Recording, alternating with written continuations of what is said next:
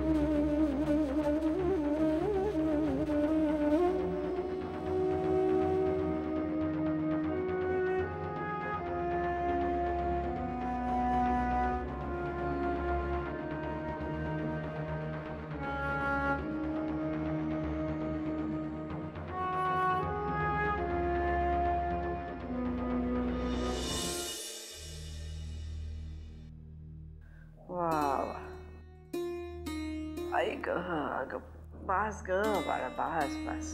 किती वेळ चेपशील ग? हे डोकं काही थांबायचं नाही आता. राहू दे ग आत्याजी, तेवढंच माझं लक्ष लागतं कुठेतरी. नाहीतर सतत बाबांचेच विचार येत असतात ग डोक्यात. त्या उग्रवादांच्या ठिकाणाचा पत्ता लागला, पण नरसिंह तिथे नव्हताच. काय म्हणायचं या दैवाला? आत्याजी, कसलेही भलते असेल ते विचार मनात आणू नकोस. मला आता आतून असं वाटतंय की बाबा लवकर घरी येतील. परमेश्वर करो, आणि तू म्हणतेस तसंच हो. अमृता, आत्या, आनंदाची बातमी आहे, दादा सापडला. अरे काय सांगतोस? काय, कसं कळलं तुला? कुणाचा फोन आला होता का त्यांनीच केला होता? वाकणीसांचा फोन आला होता. दादा आता गडचिरोलीत आहे. जानकी, वाकणीस दोघेही जण त्याच्याच बरोबर आहेत.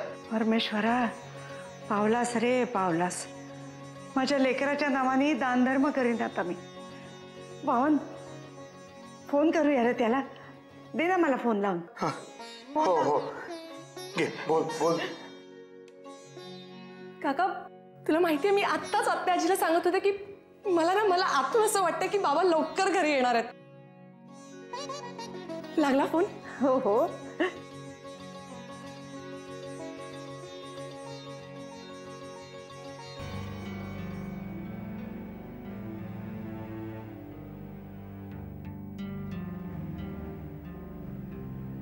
साहेब,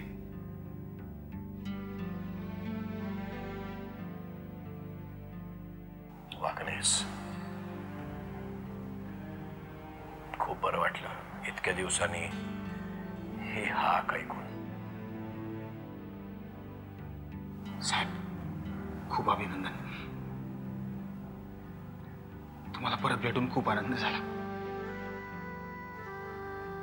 तुम्हा सगळ्यांची प्रार्थना होती म्हणूनच मी खरं तर यातून वाचलो. साहेब, हे मेजर विक्रम सिंग यांची आणि यांच्या टीमची आपल्याला या दिवसांमध्ये खूप मदत झाली. Thanks major. Thanks for all your efforts. It was my duty mister Killedar, और अब मुझे लगता है कि आपको यहां से निकल जाना चाहिए, क्योंकि आपकी रिहाई की खबर मीडिया तक पहुंच चुकी है और मैं चाहता हूं कि मीडिया के यहां पहुंचने से पहले आप गेस्ट हाउस पहुंच जाएं, क्योंकि आपको आराम की सख्त जरूरत है.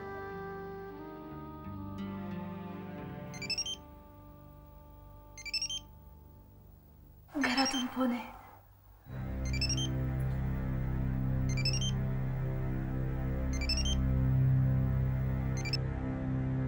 Excuse me.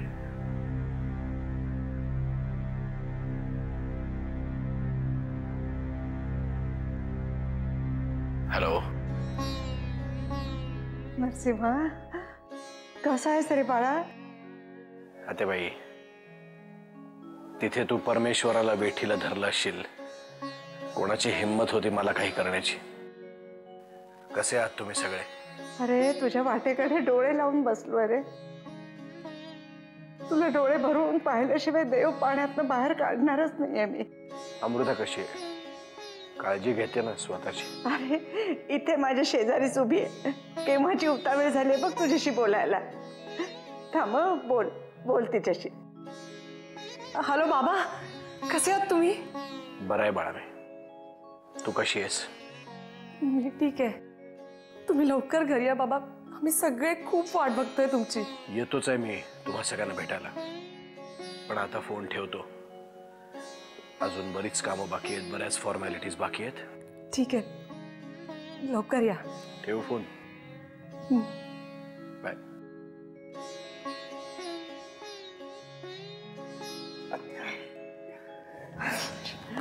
मामन,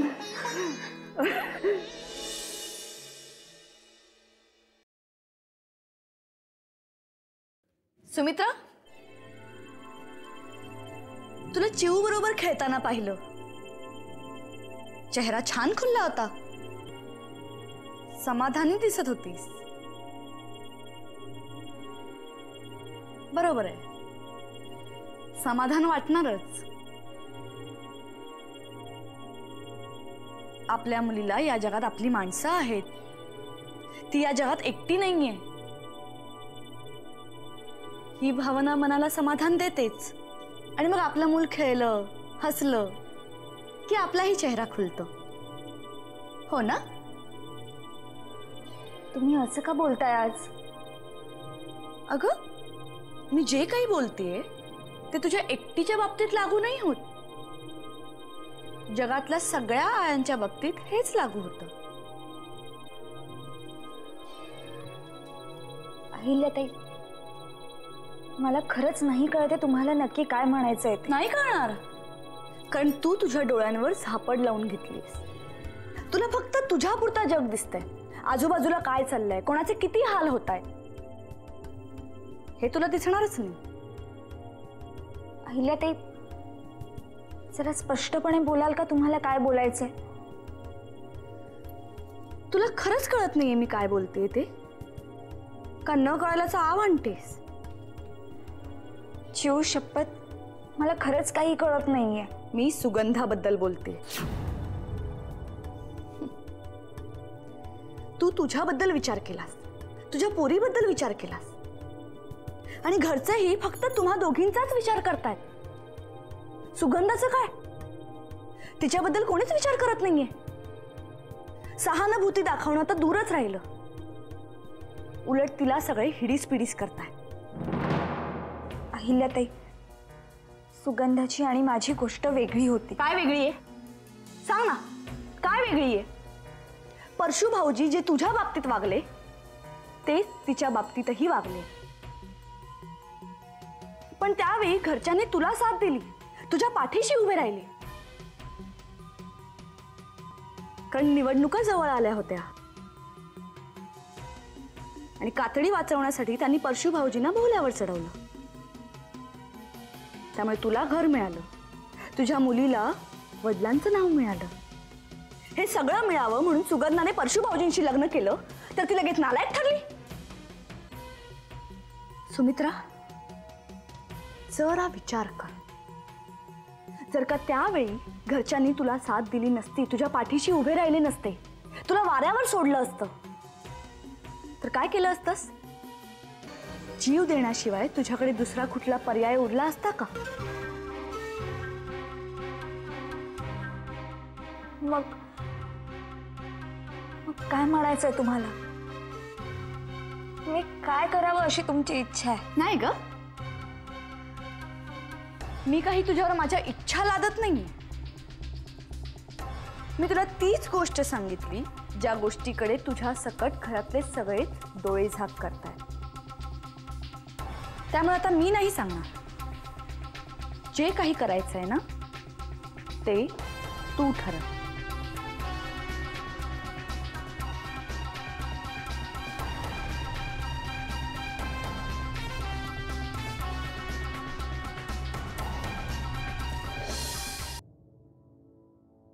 तुझ्या घरी माझी अर्धवट ओळख झाली.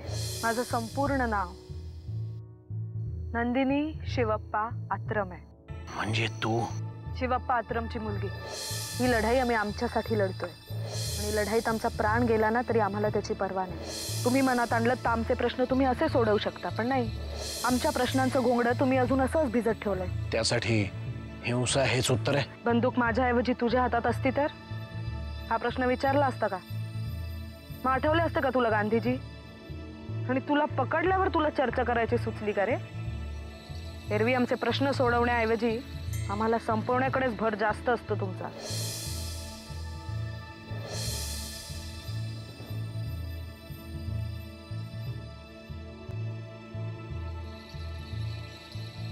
अमृता, माझं नाव नंदिनी आहे. नसती नाती जोडण्याचा प्रयत्न करू नकोस. दिवस रात्र वणवण भटकत होते मी माझ्या बाबांना सोडवण्यासाठी. पण नाही,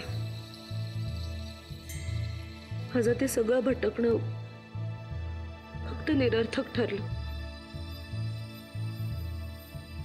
मग माझं तोंड बंद करायला कायद्याच्याच रक्षकांनी माझ्यावर बलात्कार केला.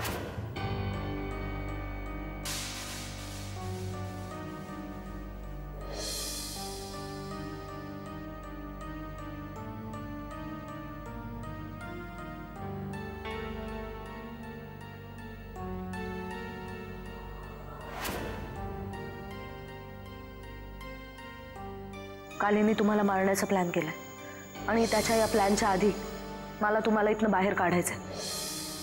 माझ्या बाबांना सांगा की मी त्यांचा शब्द मोडू नाही दिला.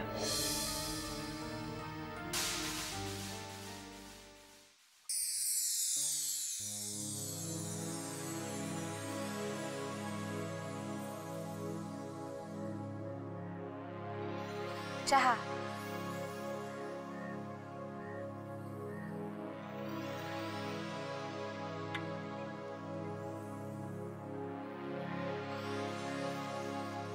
काय झालं? मी आल्यापासून पाहतेय तुम्ही सतत कुठल्या ना कुठल्या तरी विचारात आहात. कसला विचार करताय एवढा? एकच तर विचार आहे जानकी, नंदिनीचा.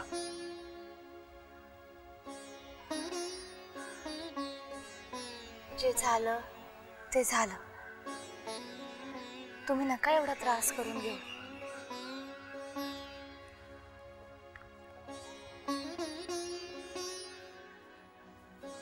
नाही जानकी, खरं काय ते तुला माहित नाही. ती कोण होती तुला काहीच माहित नाही. नंदिनी म्हणजे तुमच्या गडचिरोली मधल्या कार्यकर्त्यांपैकी एक ना? नाही, शिवाप्पा आत्रमची मुलगी होती ती. नंदिनी शिवाप्पा आत्रम. म्हणजे तिनेच? हो, त्यांच्याच ग्रुपनं मला किडनॅप केलं होतं. जेव्हा मला ही गोष्ट कळली तेव्हा मला सुद्धा खूप धक्का बसला होता. जसे जसे दिवस गेले तसं तसं मला खरं कळायला लागलं. हे कळलं की नंदिनी सगळं तिच्या वडिलांसाठी करते. हा शिवाप्पा आत्रम पूर्वी एक शिक्षक होता. आयुर्वेदाचं चांगलं ज्ञान होतं त्याला.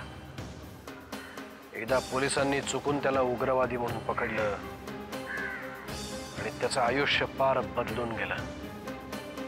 आणि पर्यायाने नंदिनीचाही. त्याच्या सरेंडरची बातमी कळल्यावर एकटी नंदिनी त्याच्या बाजूने होती. सगळ्यांच्या विरोधात जाऊन त्याच्या शब्दाखातर तिनं मला सोडवलं, स्वतःचा जीव गमावून. किती प्रकारची माणसं असतात ना या जगात.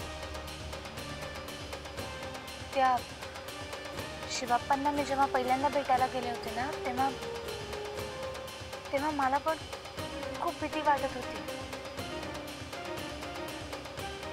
पण ते जेव्हा माझ्याशी बोलले तेव्हा मला कळलं की हे काहीतरी वेगळे.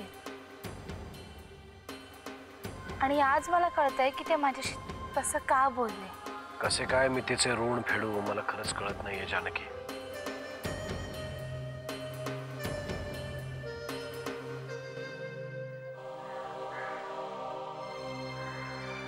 त्यांच्यासाठी काम करून, त्यांच्या समस्या सोडवून, आणि या कामात मी तुमच्या बरोबर आहे.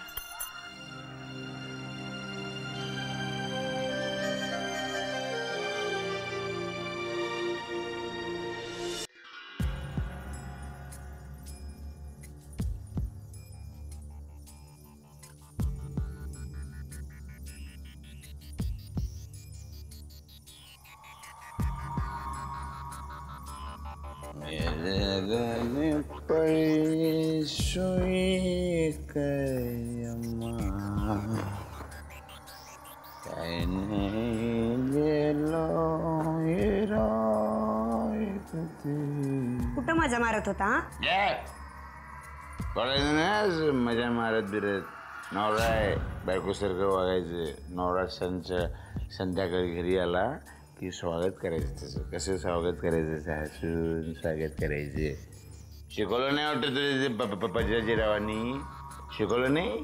गेला कुठे तो फुकणीचा? गेला कुठे? पिऊन आलायत का? या कानाखाली आवाज काढीन. पिऊन आलाच बोलायचं नाही. पिऊनच आलोय. पिऊनच आलोय मी.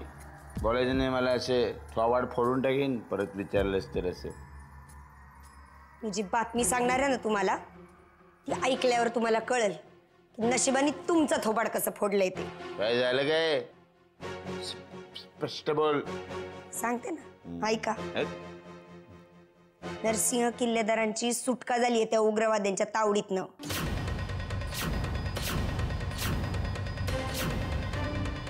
नवरा बायको सुखरूप आहेत गडचिरोली. गप्पा मारत बसले असतील गुलुगुलू. माझी दारूच उतरली. काय बातमी आणलीस गे तू? मी आपले स्वप्न बघत होतो. म्हणलं दादा जाणार, ह्या वाड्याचा राजा मी होणार. अशी त्याची बॉडी बिडी तिथं ठेवली असेल. केस कपाळाचं कुंकू पुसून रडत बसली असेल. आत्याबाई तिकडं, इकडं पोरं बाळ सगळी. आणि मी राजासारखा कसलं काय कसलं काय. आईला आपलं नशीबच फुटके. लहानपणापासून एक गोष्ट मनासारखी होत नाही रे माझ्या. बघा तुम्ही नका त्रास करून घेऊ. आपण बघू काय करायचं.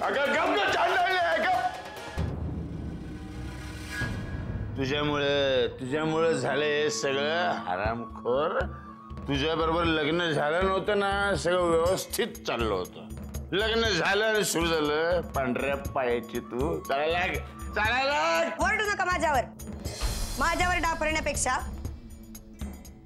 आता शांत डोक्याने विचार करणं गरजेचं आहे की आता याच्या पुढं करायचं काय. आणि बर्फ आणून देते तो ठेवा जरा डोसक्यावर. दारू उतरल.